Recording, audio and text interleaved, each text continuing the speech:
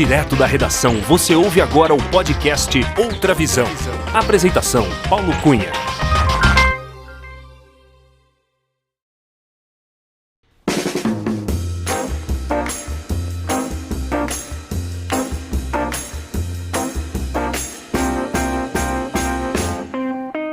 Olá! Seja muito bem-vinda, muito bem-vindo ao episódio 103 do podcast Outra Visão. Eu sou o Paulo Cunha, o Paulão, e falo da redação da Outra Visão Comunicação em Belo Horizonte.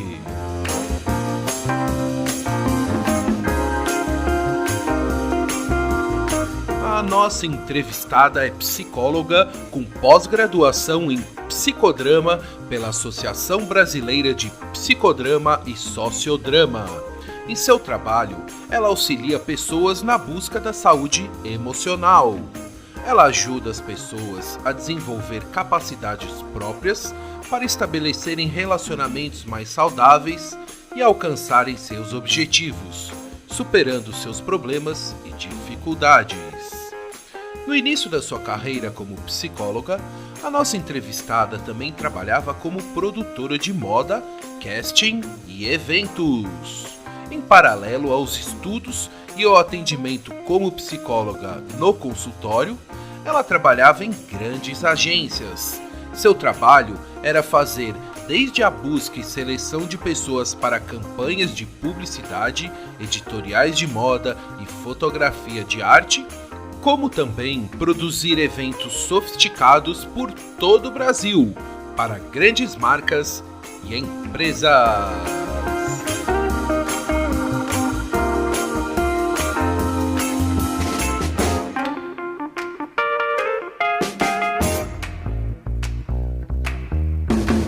Sempre muito gentil, engajada e com espírito empreendedor, durante a nossa conversa ela relembrou dos tempos como produtora, revelou como nasceu seu interesse em estudar psicologia e explicou em detalhes sobre o psicodrama. Nesta entrevista, ela também falou sobre o seu trabalho como psicóloga voluntária em diferentes projetos sociais, associações e entidades, entre elas na Arte Stencil Oficina e nos institutos Cora e Ana Rosa, onde durante muitos anos fazia atendimento voluntário aos domingos de dezenas de pessoas. E é com muita alegria, já pronto para mais uma sessão de terapia, que recebemos neste episódio do podcast Outra Visão, Brenda Brizighella Rocco, a psicóloga Brenda Rocco, a Brenda, a mãe do Ian e da Lívia, minha amiga há muitos anos, que eu sei tem muito a nos ensinar e várias histórias para contar. Acompanhe a entrevista.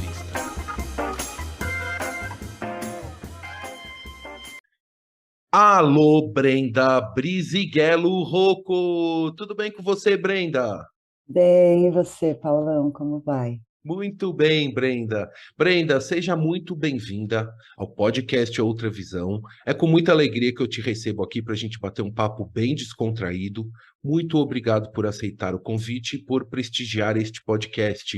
Brenda, eu gostaria de saber de qual cidade você está falando neste dia 11 de agosto de 2022. Eu estou em São Paulo e agradeço o convite, Paulão. Muito obrigada, fiquei honrada. É um prazer estar aqui com você.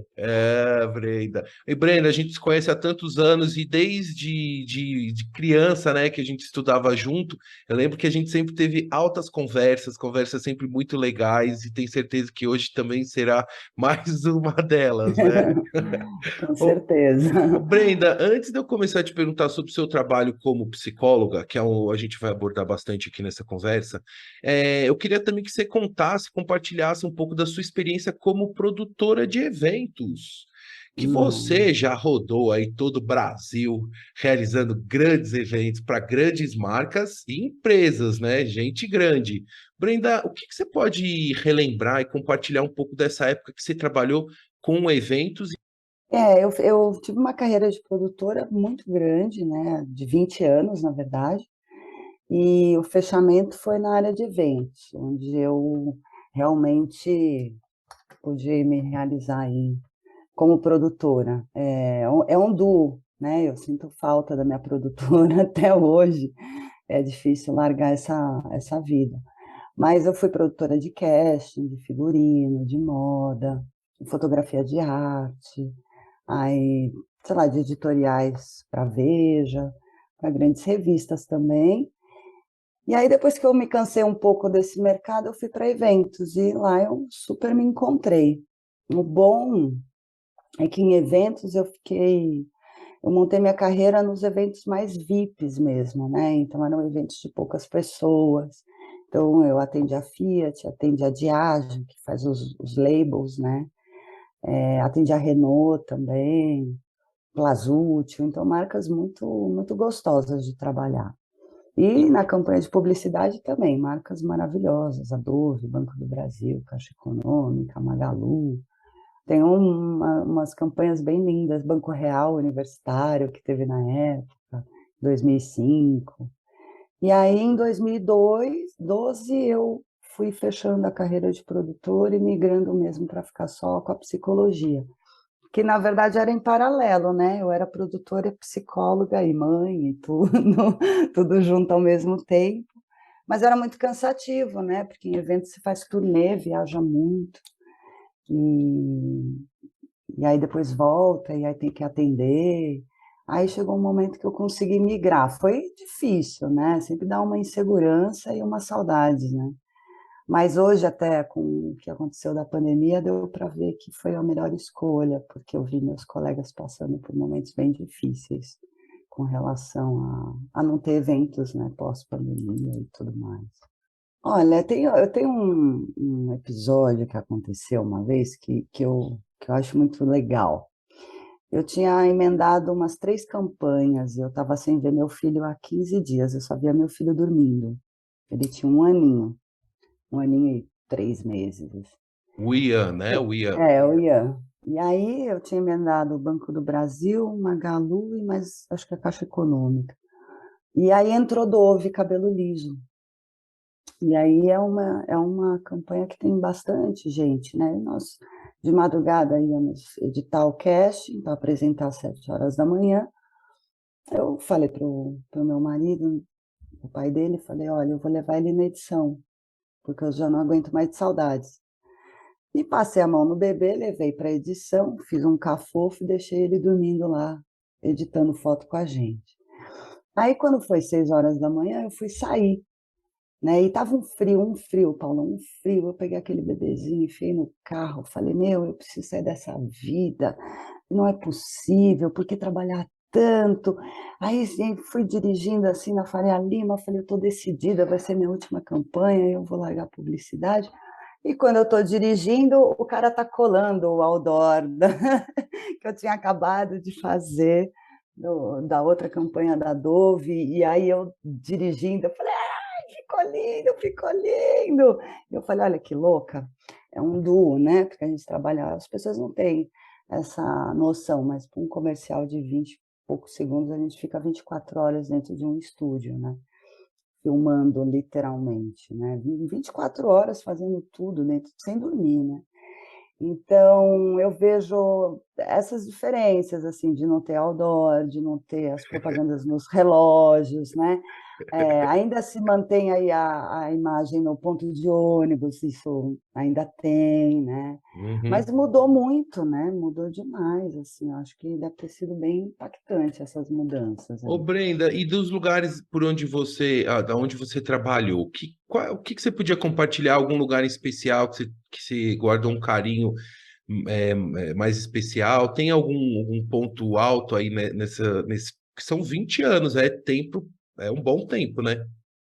É um bom tempo. O que eu guardo mais especial mesmo vai tanto na fotografia de arte, que eu gostei muito, a gente fotografou o mercado municipal com aquela câmera 8x10, aquela que tem aquela carapuça, que a gente Uhum. coisa mais linda essas fotos. Guardo muito com carinho o pessoal dos eventos mesmo, que a gente acaba vivendo um reality show quando a gente está em turnê, né, a gente vive um isolamento, né. As pessoas só pensam que é glamouroso, cada hora você está num avião, mas a gente vive isolado, né, e a gente acaba se unindo por isso. Então, quando eu fui assistente da diretora de produção lá da Vânia Gomes, na Marina Renault, e todo o carinho, assim, sabe, que as pessoas tiveram de fazer essa transição, porque, por exemplo, em publicidade você fala: você tem uma VT, é um videotape.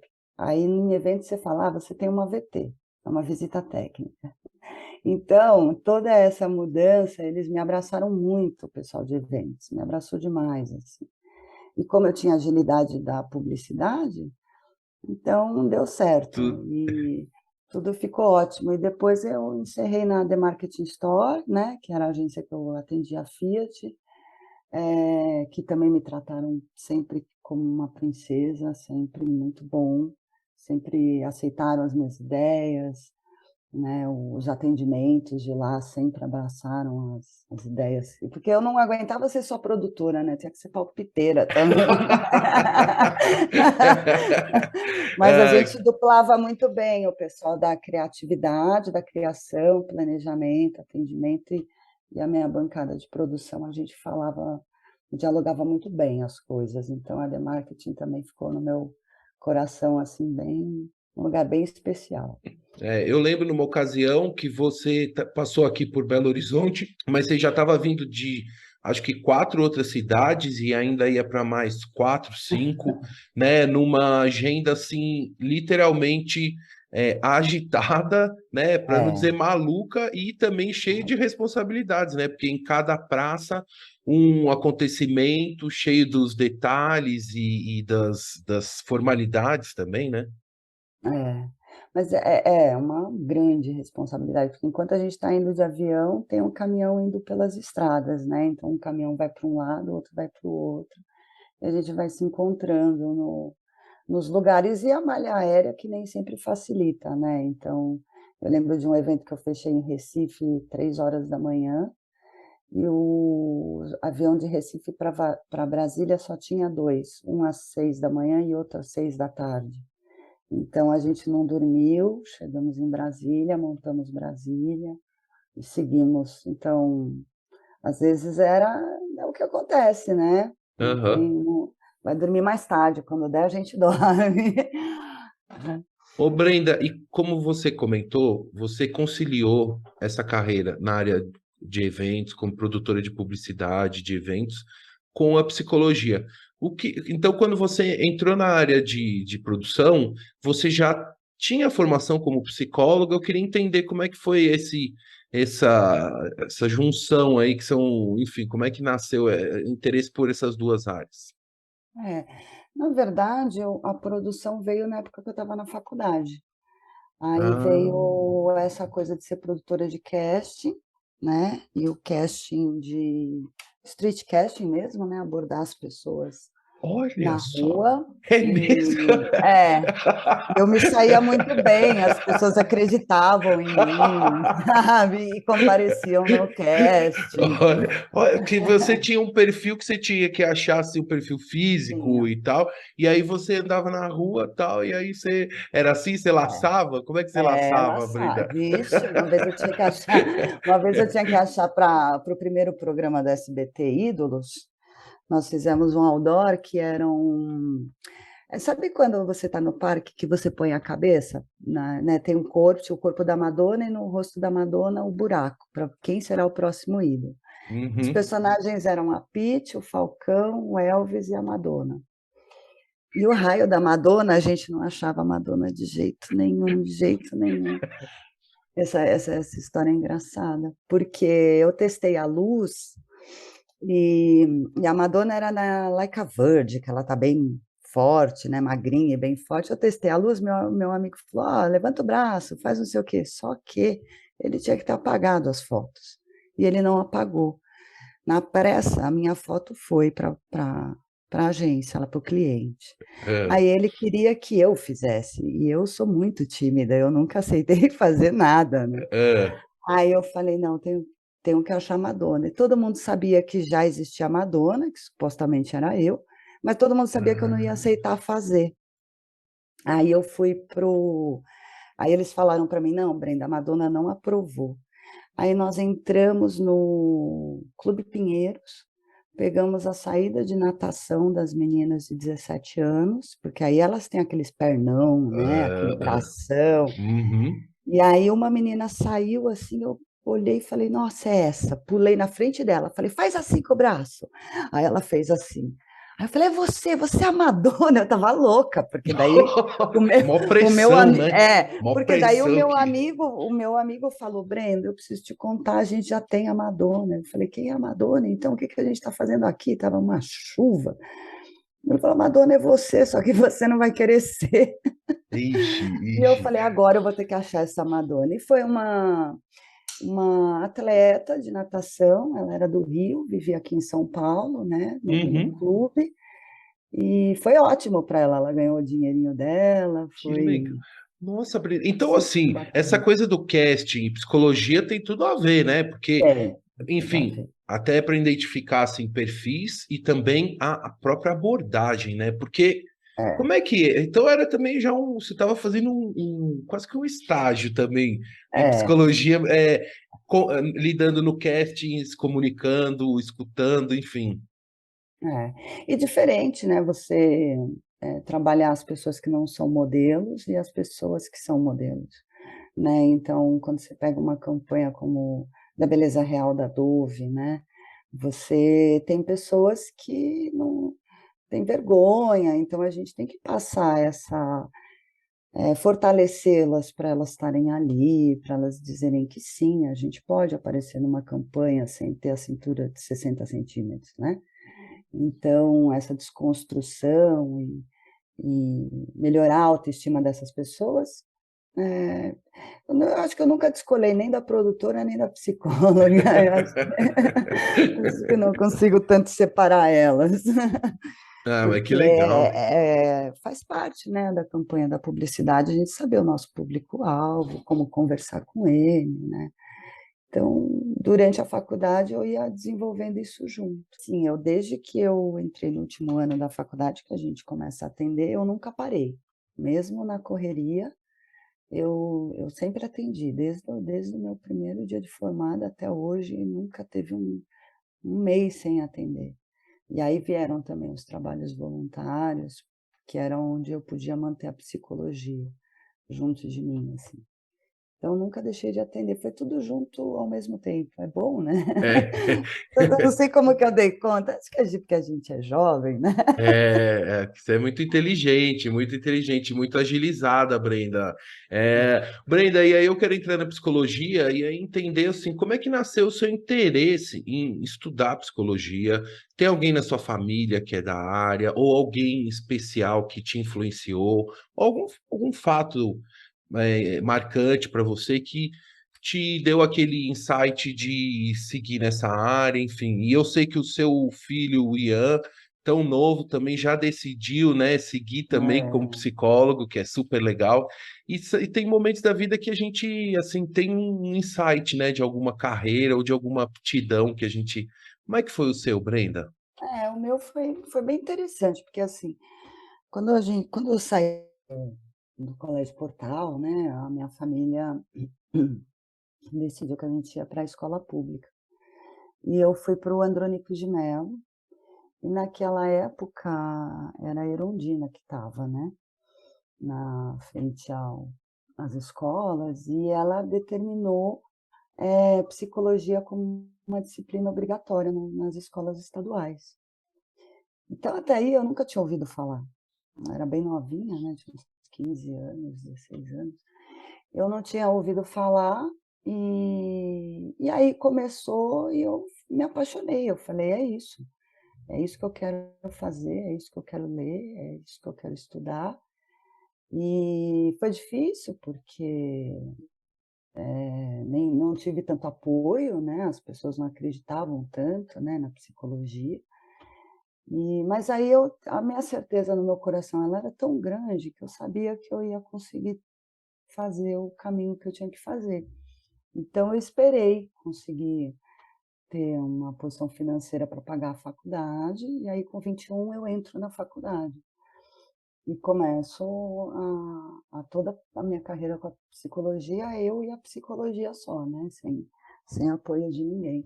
Mas cada linha que eu lia, cada texto que eu lia, eu me apaixonava mais, mais, mais, mais, assim. E eu sou apaixonada, assim, faço com muito amor. Ô Brenda, e você tem uma pós, né, em psicodrama, isso, tá certo? Me Isso, explica, psicodrama. explica para mim e para os ouvintes aqui do podcast, o que é o psicodrama no universo da psicologia, né? E entender assim quais são as formas de trabalhar com psicodrama que eu conheço um pouquinho, mas eu quero que você fale. Então, o psicodrama, ele pensa, né, o ser humano como se nós somos os protagonistas no palco do Senhor, né, no palco da vida. Então ele vai falar muito do nosso protagonismo, ele vai falar muito do nosso presente, né.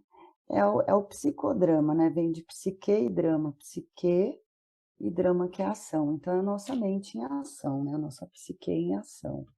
E com isso vem, Jacob Levi Moreno, né, que é o autor principal, ele usa as técnicas do teatro. E aí a gente tem, né, a teoria dos papéis, a gente faz as técnicas de inversão de papel, espelhar, duplo, que é quando a gente fala através, do personagem, né.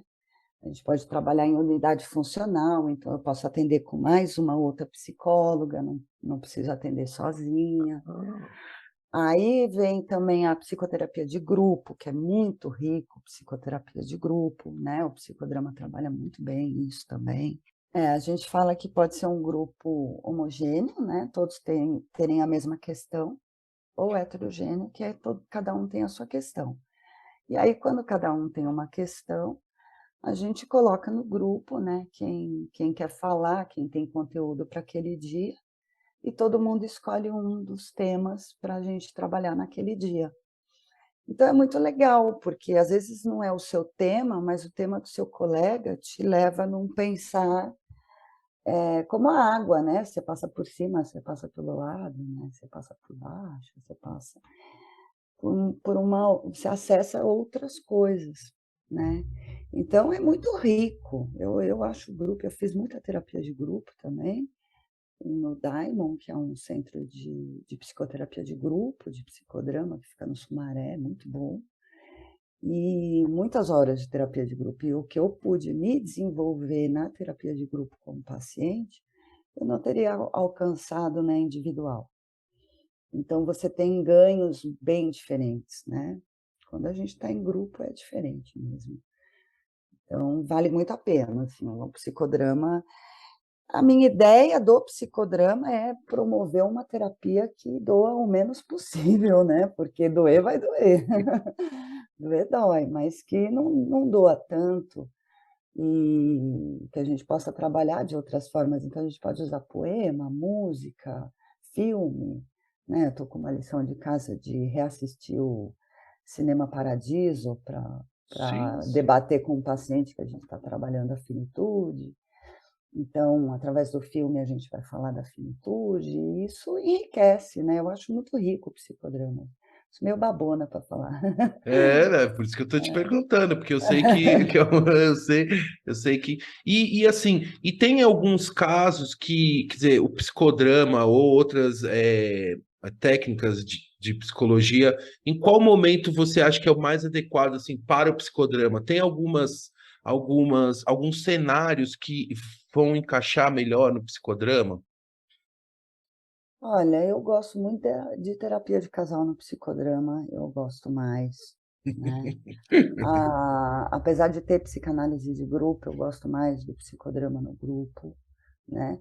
Mas lógico que assim, vai conforme o paciente aguenta, né? Ó, Então, vai conforme ele consegue chegar. Então, nem todo mundo aguenta um psicodrama ou nem todo mundo é do perfil da psicanálise. Então a gente vai respeitando e lembrando que a terapia é deles e não nossa, né? Então vai indo, mas eu gosto muito. O psicodrama para criança é maravilhoso, maravilhoso, porque a gente realmente pode brincar muito, né? Então também acaba sendo rápido, mais efetivo, né? uhum. Então, acho que vale muito a pena experimentar um psicodrama. E tem os psicodramas públicos, né, que a gente faz teatro na rua, a gente levanta a pauta na rua, e todo mundo pode participar, que chama Teatro Espontâneo, e que acontece no Centro Cultural de São Paulo, todo sábado. Tem o psicodrama público lá, sempre com diretores muito incríveis do psicodrama da cena de São Paulo. E só para entender, como é que acontece esse teatro espontâneo? A pessoa chega lá e chega e participa. É, parece uma coisa de doido, É. Paulo. Não, então, quero saber, Parece, me conta. parece uma coisa de doido, né? A gente pode dar uma direção de tema. Então, por exemplo, quando aconteceu a coisa de Brumadinho, né, nós tivemos uma sessão de psicodrama em cima do Brumadinho, para a gente poder trabalhar as nossas emoções ali. Então, abre-se uma roda, tem a diretora e o assistente dela, que a gente chama de ego, né? Ego auxiliar. E a gente começa todo mundo a falar. E aí a cena se dá no meio, é espontâneo, né? Então ninguém sabe o que vai acontecer. Aí a cena se dá na roda e todo mundo que está na roda, que é plateia, pode entrar na cena e completar alguma coisa. Então, quando você olha, parece um bando de doido, realmente, assim, você fala: "Meu Deus", porque é É. como se a gente entrasse mesmo em transe. Você transcende quando você está ali, né, você vai realmente entrar em contato com as suas emoções e falar, né, o que você tem vontade de falar. Então é fluido, né, é muito bom. Depois, no final, a gente compartilha o que a gente vivenciou naquele teatro espontâneo. Aí, por exemplo, também Moreno fazia o teatro jornal, que ele pegava uma reportagem do jornal e lia em praça pública e começava a fazer a roda de para falar sobre aquilo e representar aquilo.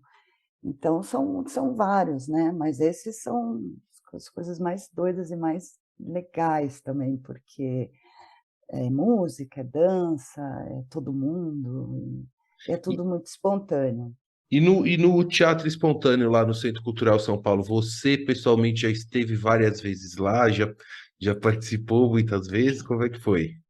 Sim, eu vou sempre como eu acabei virando um ego auxiliar fotográfico, né, porque eu É. acabo registrando tudo, né, minha produtora É. não sai de mim. Então tem Só, só clicando assim, né, na, só na mente, clicando, assim. É. Aí tem uma turma, né, de diretores que eu sigo, que é a Milene Fel, a Maria Célia. Então tem alguns ex-professores, né, que quando acontece me convidam para convida todo mundo, né, para Uhum. participar, e eu vou e participo.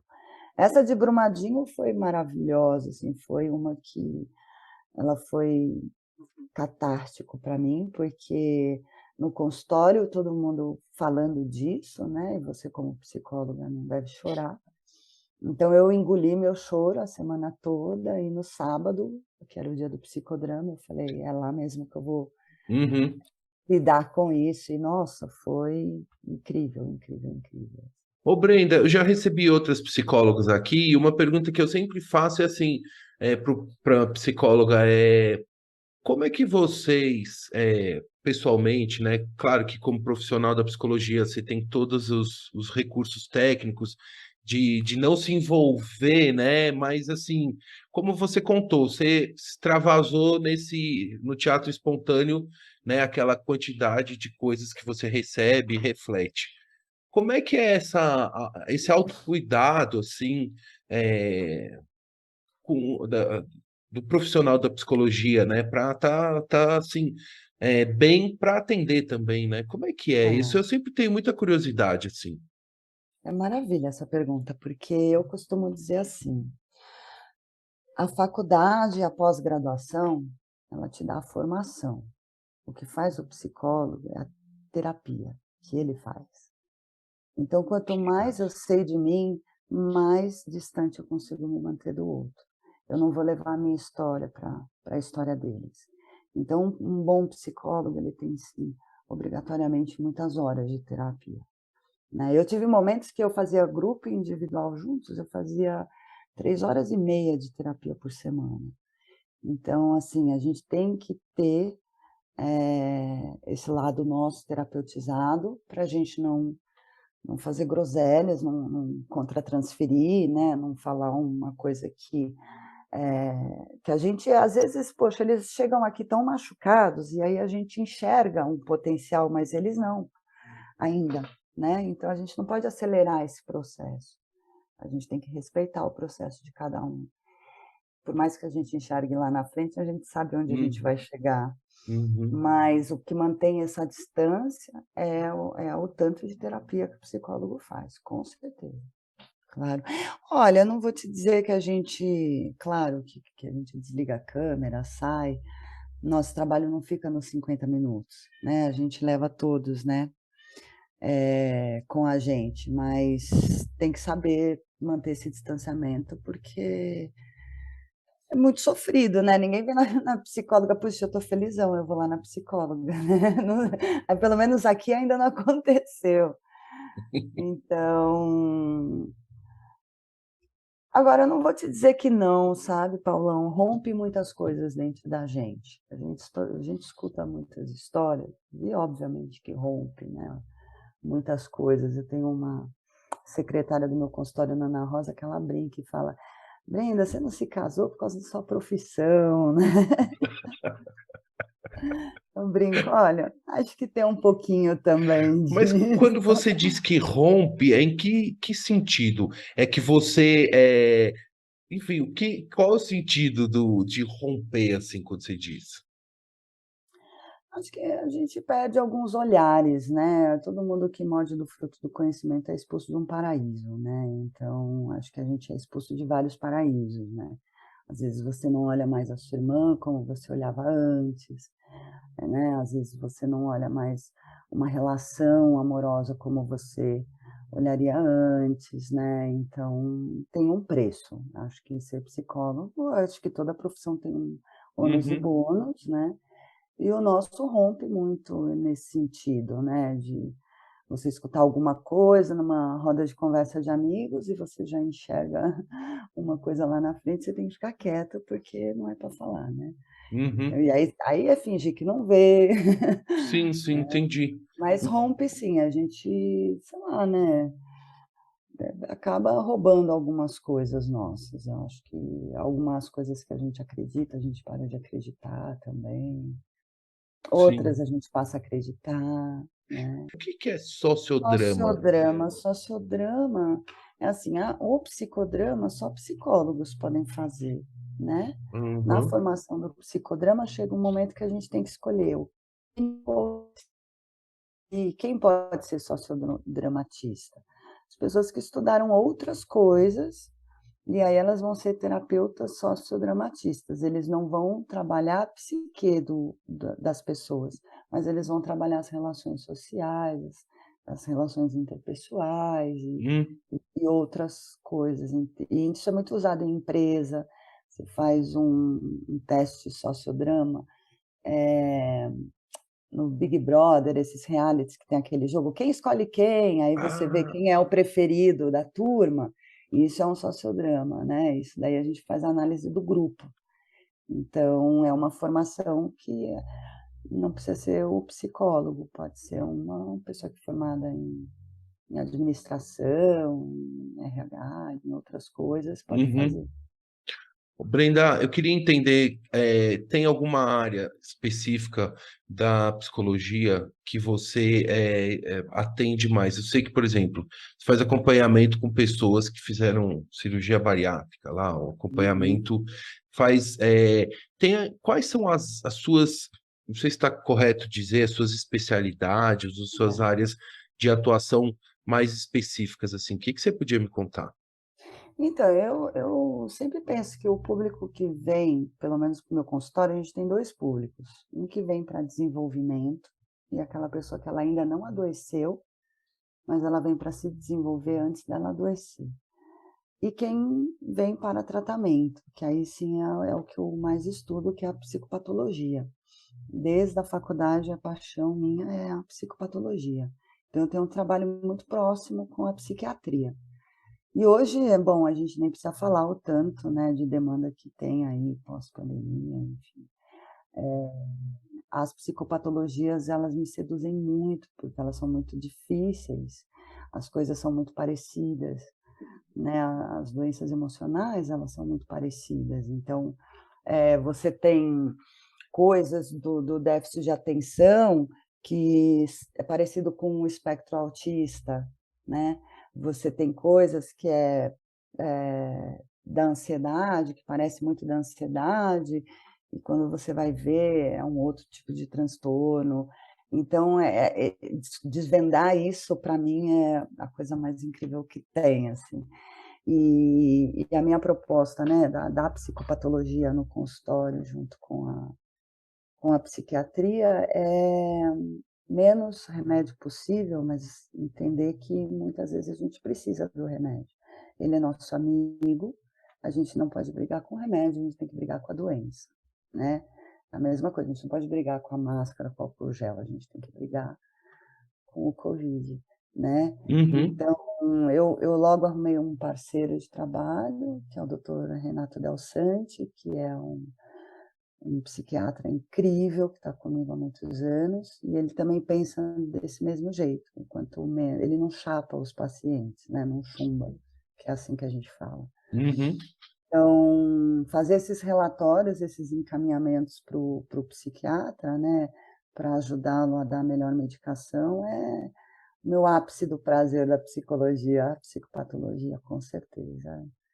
Eu acho que só não fiz medicina por falta de capacidade mesmo, por causa da minha dislexia, né, das minhas dificuldades mesmo, mas acho que eu faria se fosse hoje, se eu tivesse dinheiro, eu entraria para psiquiatria fácil, porque eu gosto muito, me seduz demais, assim. Uau, que legal, Brenda, que interessante. Ô, Brenda, e eu sei que você, como psicóloga, e uma pessoa super empreendedora, atuante e agilizada, como sempre foi, já fez vários trabalhos voluntários para diferentes entidades aí em São Paulo. Queria que você contasse, compartilhasse um pouco desse seu trabalho super bonito, importante em associações, entidades, institutos.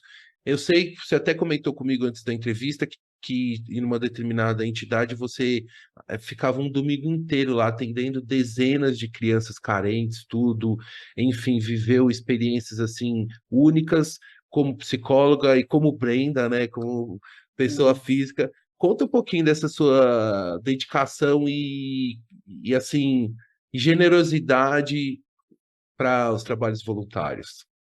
Eu acho que eu sempre fui voluntariosa, né. Eu sempre fui muito brava, né, quando eu era criança, eu era bem brava, né. Mas eu sempre fui muito de ajudar as pessoas, né, sempre tive isso muito forte. E quando eu me formei, eu ainda, almejava, né, sair da produção e ficar só com a psicologia, e a sociedade te cobra, né, você se formou e você não trabalha só com isso, você não se né, "Ai, o que que você escolheu?". Eu tive muita dificuldade de receber dinheiro dos atendimentos, eu levava com muito calote. Aí eu falei Você assim: "Meu". atendia e a pessoa não Pagava, pagava. ela melhorava, não pagava e sumia. E eu pensei: "Bom, das 2 uma, eu sou uma porcaria de psicóloga, ou eu que não sei cobrar, né". Falei: "Como que eu vou separar isso e descobrir isso?". Então eu falei: "Eu vou ser voluntária". E aí eu encontrei uma ONG, que é o Instituto Cora, que fica ali ficava na época no Periperi, aqui em São Paulo, que não tinha que cobrar, era 100% gratuito o atendimento. Quem podia doava algum produto, alimento, higiene, limpeza. E aí eu comecei a atender lá. E eu comecei a entender que eu não sabia cobrar mesmo. Eu precisava melhorar minha relação com o meu dinheiro e entender, levar para terapia essa questão, porque todo mundo adorava meus atendimentos. E nisso eu comecei a atender de dia de semana. Só que como eu trabalhava como produtora, era difícil. Eu Isso chegava lá muito no Instituto cansada, Core, né? No lá no Cora. Cora, Aí a Cora com Cora, K, né? é, Cora com K. E lá eu fiquei 7 anos, né.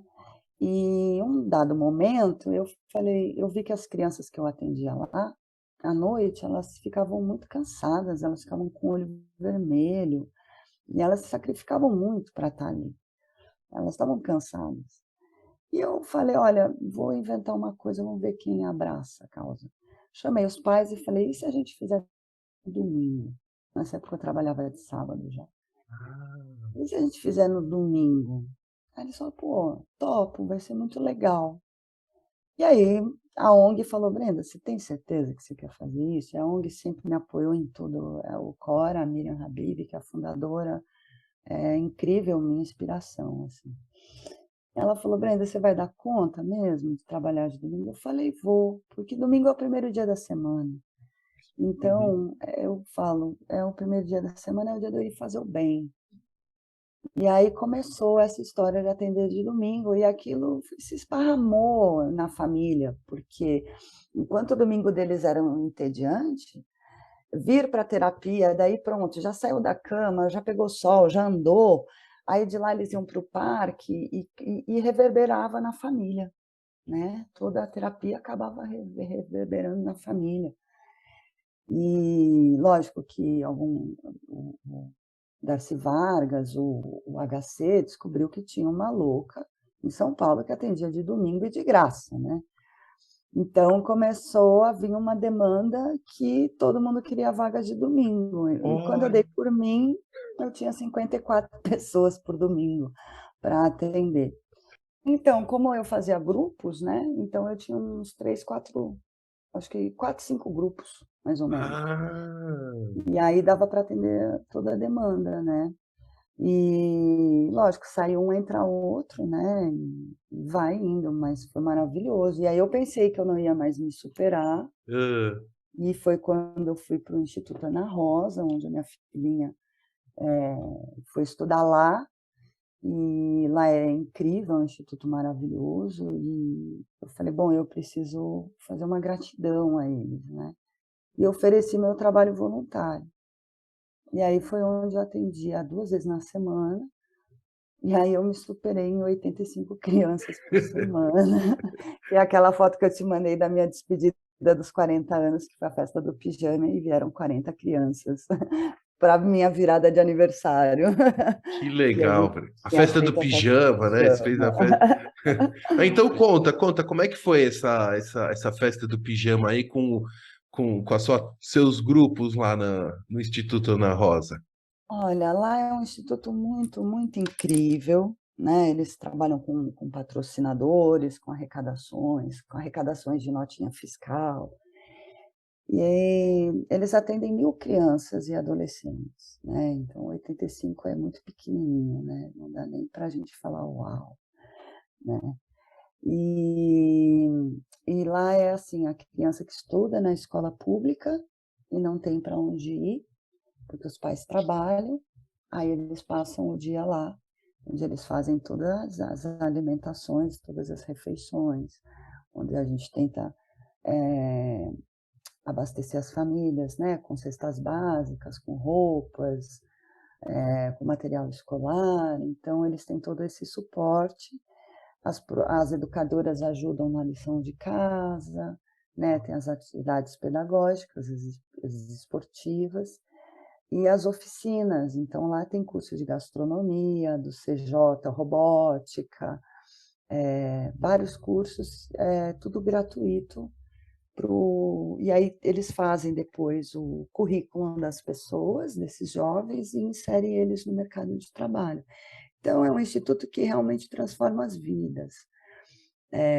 Dá o de comer para quem não tem, né? Dá uma formação extracurricular para quem não tem essa oportunidade, facilita para os pais, porque eles ficam tranquilos, porque os filhos estão em um lugar seguro e sendo assistidos, né? Porque normalmente são pais que a criança volta para casa e fica sozinha, Uhum. e é chato, né? É angustiante você saber que seu filho está lá sozinho, né? Então, é um instituto lindo, chama Instituto Ana Rosa, fica na Francisco Morato, na Eu pensei, Avenida. tá, eu pensei que ficasse na região do Estação Ana Rosa, mas não, não. Não. Uhum. Então fica aí na sua região, aí na região do Morumbi, tá, Tudo tá. por aqui, Paulo, eu não posso nem sair, né? Eu sou meio popular aqui, minha vereadora do lugar, eu não posso sair, que um monte de gente, né? Antes eles eram pequenininhos, agora eles já têm uns 1,80 m. Brem, que saudade de você. Você tá passando na rua, vê alguém, É, Brenda, é. né? Mas é bom demais, porque eu acho que esse trabalho, o trabalho social, né, esse voluntário, como eu disse, é para desmistificar que a psicologia é uma coisa elitizada. Todos nós precisamos de saúde mental, de saúde emocional, de suporte, de acolhimento. E eu acho que a gente, como profissional, a gente deve sim separar algumas horinhas para proporcionar isso para pessoas que não têm condições e transformar a vida dessas pessoas. Então, nessa carreira de voluntário, eu tenho isso, né? Pessoas que eu tirei de drogas, pessoas que eu tirei de prostituição, crianças que eram abusadas, né? Consegui promover muita informação a respeito do direito da criança, do direito das mulheres, né? Da coisa da família, e atender essas pessoas que não têm essa possibilidade, né, de se pensar, né, de ter esperança de transformar. Então, eu tenho uma paciente uma ex-paciente minha, Isabel, que não me larga. É. Ela era faxineira, muito insatisfeita na profissão, e hoje ela é pedagoga, né? E era uma moça que nunca ia achar que ia sair da faxina, e hoje ela é professora de sala de aula. E a gente tem muito orgulho desse trabalho. Ela fala que ela não me larga porque ela sempre manda uma mensaginha lá, falando as coisas e agradecendo, né, a transformação que a terapia fez para ela, assim. Então, e a gente tem que fazer, eu acho que a gente tem que separar esses minutinhos, né? Eu acho que essa é a parte que eu sofro da pandemia, porque né, a pandemia me tirou isso, né? A gente não podia mais se misturar, então teve um certo momento que eu fui levar alimento para as pessoas, casacos, cobertores, mas meus filhos pediram para eu parar também, porque não era justo com eles, né? Eles presos aqui, e eles ficaram um pouco confusos com a coisa do Covid.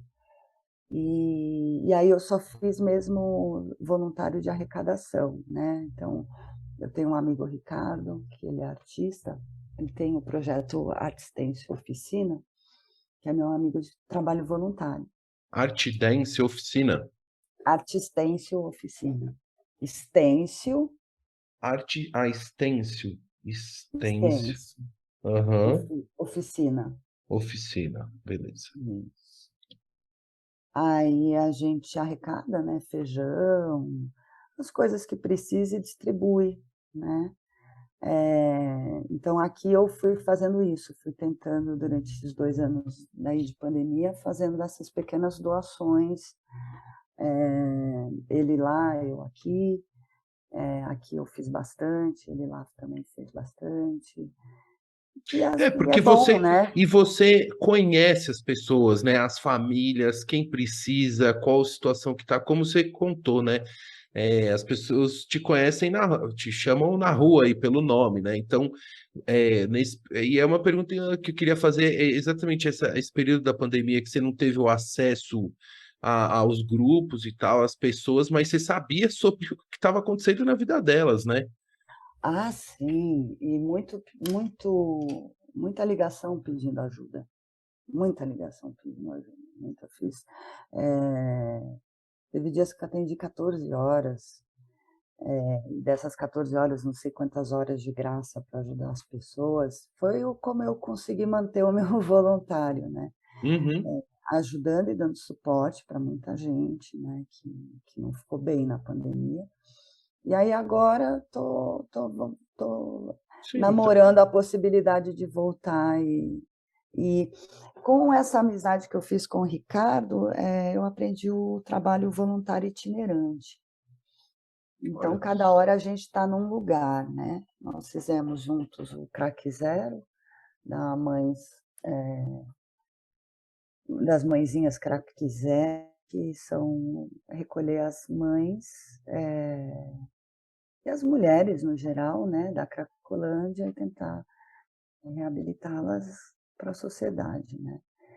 Então, de tempos em tempos, a gente faz uma arte-ataque, e vai lá e levanta um instituto e ajuda, depois vai para outro. perfeito. Não. Ô, Brenda, e a questão da pandemia, né? Importante você comentou. É, queria saber para Brenda como é que foi esse período, sobretudo do período de isolamento mais grave. Queria até registrar, né? Ouvir a sua experiência, tanto na parte pessoal, né? Como é que foi para você, com a sua família, e também profissionalmente, que deve ter demandado, deve ter atendido bastante, né? Nossa, muito, muito, muito.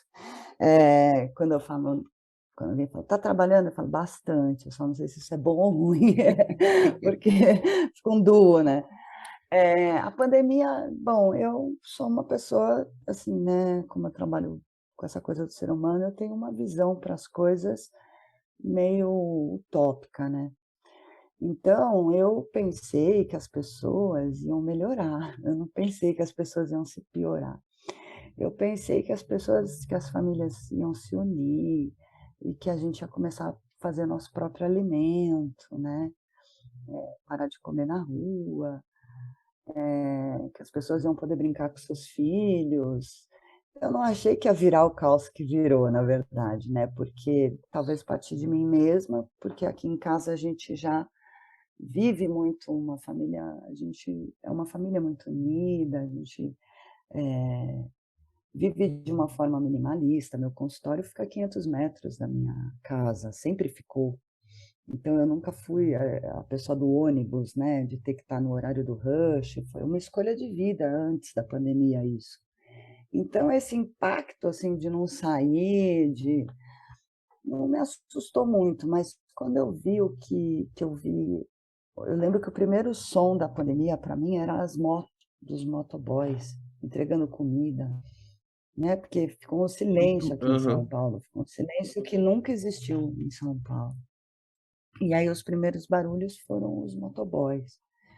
E eu falei: "Meu Deus, os seres humanos não vão aprender, eles vão começar a fazer tudo que é groselha", né. E foi o que aconteceu, né, acho que muitas pessoas ainda não conseguiram se reciclar de tudo isso que aconteceu. No primeiro mês, o meu consultório caiu em 70%, e eu pensei: "Meu Deus, o que que vai ser de mim, né?". Sou mãe solteira, autônoma, psicóloga, as pessoas vão cortar, né, terapia vai virar luxo, então acabou toda a minha visão ali do vamos deselitizar, né, acabou todo o meu romance, minha utopia acabou ali. E autônoma, né, então assim, sem suporte de governo, sem nada. Então eu comecei a pensar como que eu ia me reinventar. E retomei os meus fiz um vídeo, mandei para os meus pacientes para a gente começar a fazer aconselhamento, sessão de aconselhamento, pessoas que já estavam de alta, que já tinham se desenvolvido, fazer pelo menos uma vez no mês, para se cuidar, né, para a gente entender qual a direção das coisas. E muita gente aderiu. Que legal. Graças a Deus, eu sou muito querida pelos meus pacientes, então muitos pacientes ofereceram ajuda, me perguntaram como que eu estava, se eu precisava de alguma coisa. Todo mundo sabe da minha luta, né? Então, nesse ponto foi ótimo. E eu falei, bom, eu vou passar a pandemia, e lá no final eu vou dizer, eu sou uma mulher autônoma, mãe solteira, que passei por uma pandemia, não enlouqueci, não fali, né?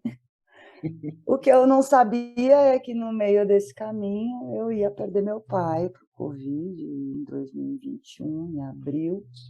Eu perdi meu pai para o Covid de forma muito, eu não desejo para ninguém, muito ruim.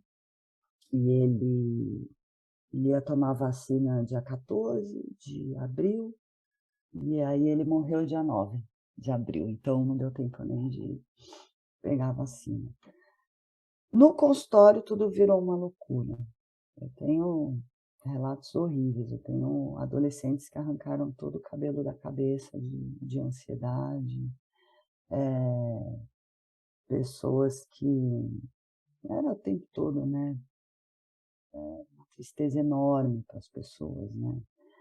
Mas eu tentei ajudar o máximo que dava, mas era muita ajuda, né.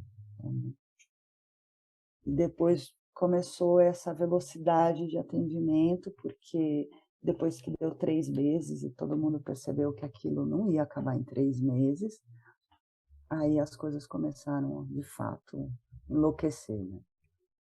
E aí até a gente conversou um pouquinho antes da entrevista também, você falando que já desde 2016, né, que você já Isso. fazia atendimentos por vídeo, online e tal. Uhum. E como é que foi essa sua experiência, assim? Você já tinha, então, essa vivência, né, super legal, porque, enfim, muitos profissionais tiveram que se adaptar a essa mídia e também essa forma de comunicar, que tem uma dinâmica um pouco diferente, mas é o que é possível, né?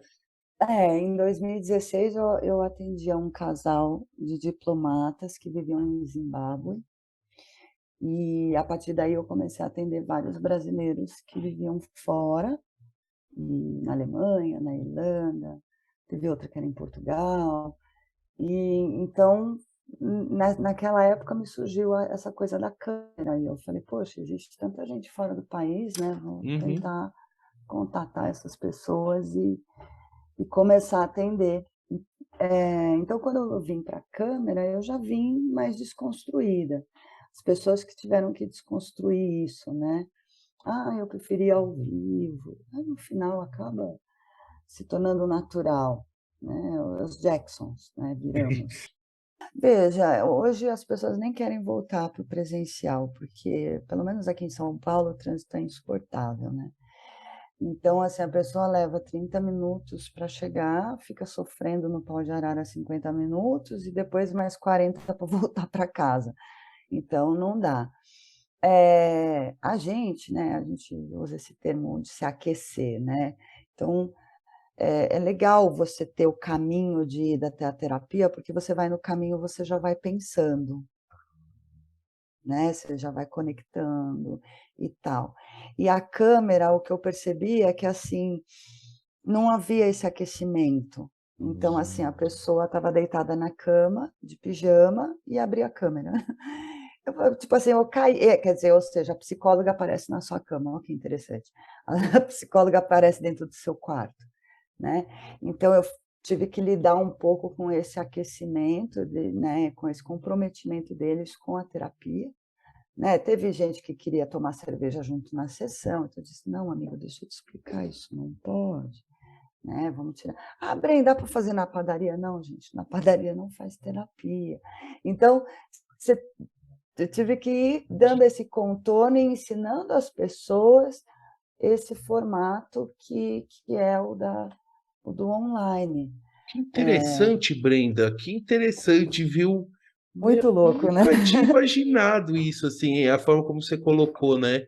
Que é essa preparação, esse esquenta, tal. Eu já fiz terapia, tudo realmente tinha na hora que você tá indo, tal, não sei o que, você vai pensando. Vai se Essa, aquecendo. essa coisa de realmente ligar a câmera e do que você relatou lá, quer dizer, o cara não tá legal e não se apresenta legal para você também, né? Não se apresenta pronto para o É, processo de eu terapia, né? brinco, né? Vir a terapia já é terapêutico, né? Tem pacientes que precisam dessas saídas, né? Então,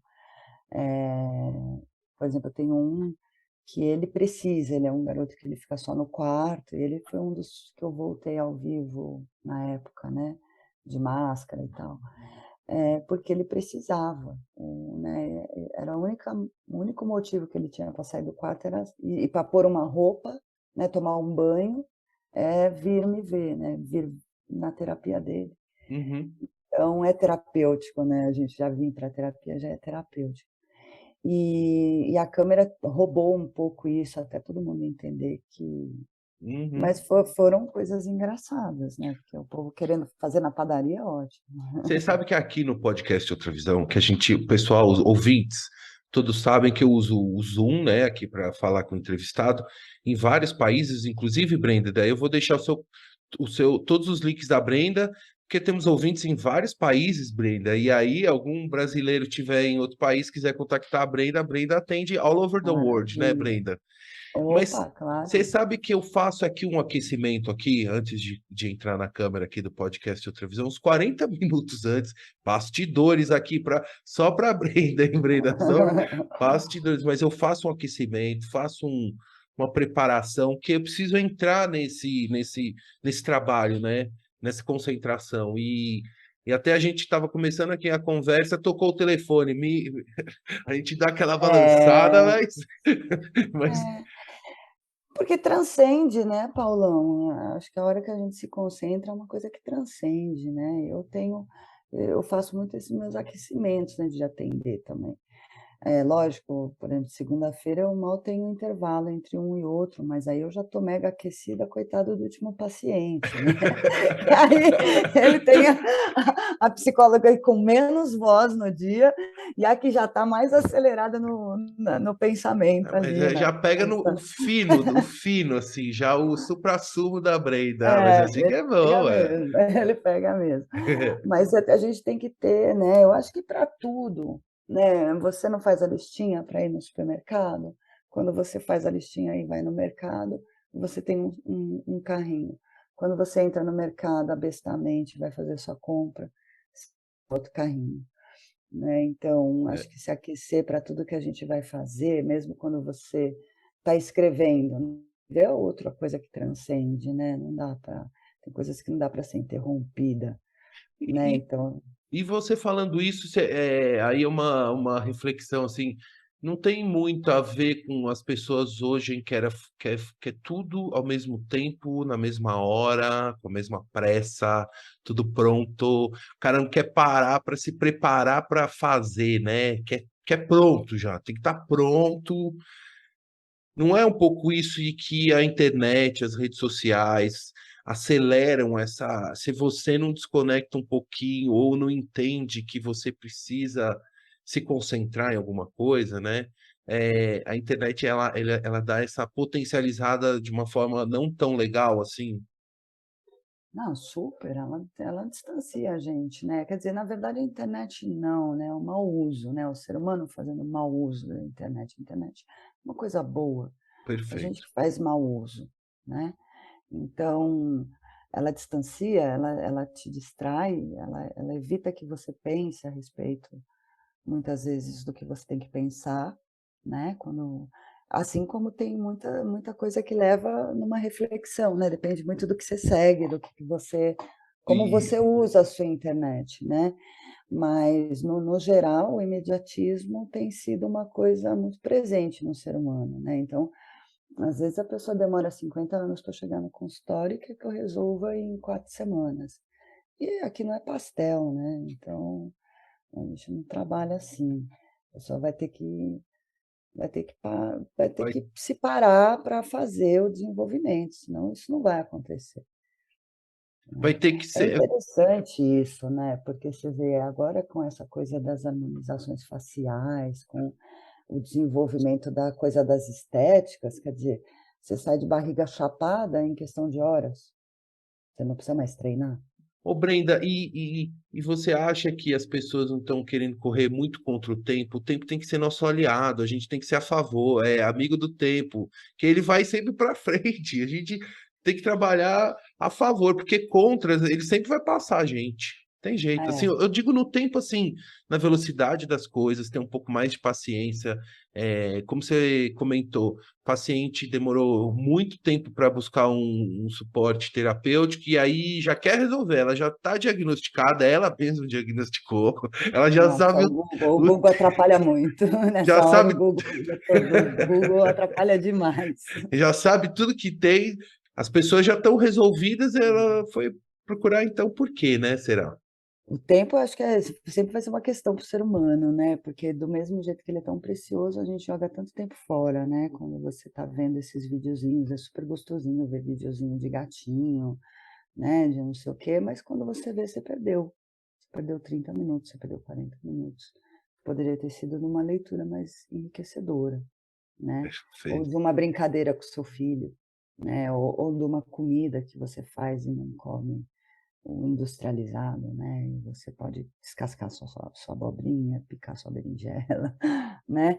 Então, penso que hoje a gente vive realmente uma questão muito louca com o tempo, esse imediatismo que as pessoas querem, e o tanto que elas têm pressa e, ao mesmo tempo, tanto que elas perdem tempo.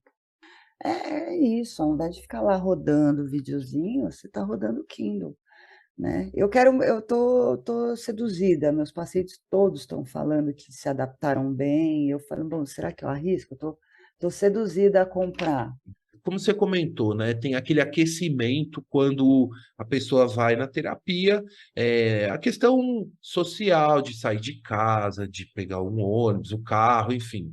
E eu queria que você contasse a importância falasse um pouco da importância da atividade física, assim, do movimento, do sol, do esporte, né, na nossa mente, como é de fato muito importante para a gente ajudar a sair de um processo que não está legal, uma depressão, ou enfim, ou que está na iminência a importância de abrir a janela assim, ver o sol e tomar um sol, dar uma esparecida. É, é boa essa pergunta, porque, tem uma crítica, né, no meu consultório que eu disse: "Pô, aí você vai na psicóloga, ela te manda fazer atividade física, né, todo mundo torce o nariz". Mas como eu trabalho com a psicopatologia, então, as pessoas vêm também querendo pílulas mágicas, né, e alguns acabam precisando mesmo da medicação. E eu falo assim, tudo bem a gente precisar das medicações, a gente precisa da terapia para mexer no que não está bom, da medicação para a gente poder trabalhar sem sofrer tanto, e da atividade física para a gente não virar refém de medicação. Né, então no processo de desmame que eu vou acompanhando dos pacientes, antes eu já começo, qual vai ser a atividade física? Qual vai ser a atividade? "Ah, eu não gosto", vamos descobrir qual que a gente gosta. Vai ser pular corda, vai ser nadar, vai ser porque a atividade física ela vai fazer o que o remedinho faz, na minha opinião, né, nas coisas todas que eu acompanho, nos casos que eu acompanho. Então é como se o seu cérebro tivesse esquecido de produzir algo ou passou a produzir excessivamente algo, você vai tomar um remédio, esse remédio vai equalizar isso, vai fazer com que ele lembre o que ele tem que fazer. Depois você vai entrar com a atividade física e vai desmamando o remédio. E a atividade física ela tem que continuar. Então é fundamental a gente se mexer, é fundamental não só a gente ter as atividades físicas, mas como prazeres, pequenos e grandes prazeres, né. A gente está com muita dificuldade de estar presente nas coisas, até pelas tecnologias e tudo mais, né. Mas vai desde morder aquela maçã que sai aquele caldinho gostoso, né, e falar: "Poxa, tem essa maçã", como orgasmos, como correr, como, né, tudo isso é fundamental. E a atividade física ela é fundamental. Eu sou adepta de atividade física e assim, eu saio da minha cama, eu vou para atividade física, e enquanto eu não faço isso, minha alma não chega no meu corpo. Assim, os dias que eu não vou por algum motivo, porque tem algum atendimento cedo, depois eu fico batendo cabeça, completa. Quando ela entra no seu hábito, ela é vital. Se você não quer ser refém de remédio, é você fazer atividade física, tomar sol, das endorfinas, serotoninas e etcétera, né, que é fundamental, né, que é fundamental. Eu acho que não tem, hoje em dia eu não vejo adequado uma vida sem atividade física, seja ela qual for, nem que for, entendeu, sei An- lá, você sentar na bicicleta e ler um livro, você sentar na bicicleta e ouvir uma música, 15 minutinhos, 10 por dia, tem que fazer, da cabeça mesmo, né. Então, como eu falei, depois da atividade física, para mim, a alma chega no meu corpo, você faz pá, É, cheguei, né, é. porque é muito bom, né. E fora que nem a gente falou, né, a parte de se relacionar em grupo, né, porque o meu grupo de pilates é um grupo terapêutico para mim, eu sinto falta das minhas colegas, eu treino com pessoas de 80 anos, eu treino com pessoas, sabe, que eu me espelho, que me inspiram, coisas que é uma troca que tem que ter. O que eu sempre digo, né, encontre a sua atividade física que você gosta, né, é dançar, é nadar, é correr, né, encontre a academia, se é a academia, encontre a academia que você se identifica, né, que você vai ver ali o velhinho japa, com aquelas baita batata da perna de japa, sabe, que você olha e você fala: "Meu, eu quero envelhecer assim", eh tem que procurar aquela que você se identifica, né, tanto academia como clube, não é só o que cabe no nosso bolso, mas qual é o nosso processo de dentro. Você tem que ter um professor que te inspire, Uhum. né, uma tem que ter, a gente não pode viver sem, eu acho que é uma questão de saúde mental também, não é só a física não. Exatamente. Brenda, então vou finalizando aqui, agradecendo muito a você pelo carinho, pela confiança e por dedicar um pouco do seu tempo para conversar comigo. Muito obrigado mesmo por prestigiar aqui o podcast Outra Visão e contar um pouco das suas histórias, um pouco da sua trajetória, viu? Foi incrível. E também eu quero aproveitar e agradecer a todos os ouvintes que escutaram até aqui essa entrevista com a Brenda. E para fechar, Brenda, gostaria de pedir para você deixar um recado final para os nossos ouvintes. Olha, eu fiquei pensando, né, o que eu poderia falar, sabia que esse momento ia chegar, né. Eu avisei, eu Então avisei. então eu vou deixar uma frase que eu gosto muito, e até em homenagem a um paciente que passou por umas reflexões através dessa frase, e que eu acho que tem muito a ver também com o meu trabalho voluntário. Amar é dar ao outro dentro das minhas possibilidades. Então, quando a gente ultrapassa as nossas possibilidades, isso já não é amor, isso é sacrifício, isso é martírio, isso é qualquer coisa menos amor. Então, se todo mundo procurar um pouquinho de possibilidade para ajudar o próximo, sabe, para fazer um carinho na alma de alguém, né, você, sei lá, eu aqui eu compro o pastel para o meu zelador e ele fala: "Poxa, nunca ninguém me deu um pastel e você mora aqui há tão pouco tempo", e o sorriso que se abre. Então, assim, abre as suas possibilidades para amar, né. A gente não tem só um jeito de amorosidade, a gente tem vários. E se cada um fizer um pouquinho, a gente consegue ajudar todo mundo, porque, assim, juntos somos fortes, isso não é balela, e é muito importante a gente abrir a possibilidade. Se você é um matemático, dá um trabalhinho, faz um voluntário de aula particular em algum instituto, né, procure um jeitinho de fazer, vocês jornalistas, dá um jeitinho de, sei lá, pegar a identidade de alguém que está na rua, que não consegue se comunicar, posta a fotinho dele.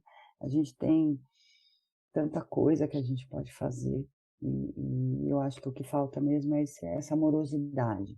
Eu quero super agradecer seu convite. Falou, foi muito gostoso estar aqui com você, com seus ouvintes. Espero que a turma leve aí alguma mensagem boa para o coração, Ah, com né, certeza, alguma vai. inspiração aí para a gente ser cada vez melhor. Muito obrigado, Brenda. E ó, lembrando que todos os contatos da Brenda, os links, a Brenda é super atuante no Instagram, tem o Instagram que vai estar o arroba dela bonitinho, que é o arroba psicóloga Brenda Rocco, certo? Que Isso. tem várias reflexões lá, muito bem usado o espaço da rede social da Brenda, né, Brenda? Eu acompanho É há muito engraçado. tempo, eu acompanho há muito tempo, tem coisa... Eu vi hoje o vídeo do Step, do professor de Step lá, Você viu que eu vi, incrível? eu vi. Poxa, Então, ver todo mundo torcendo para ela, não é muito bom é, aquilo, gente, é muito bom. então, temos... Brenda, então, um beijão para você e mais uma vez, muito obrigado, um beijo! Tchau, beijo.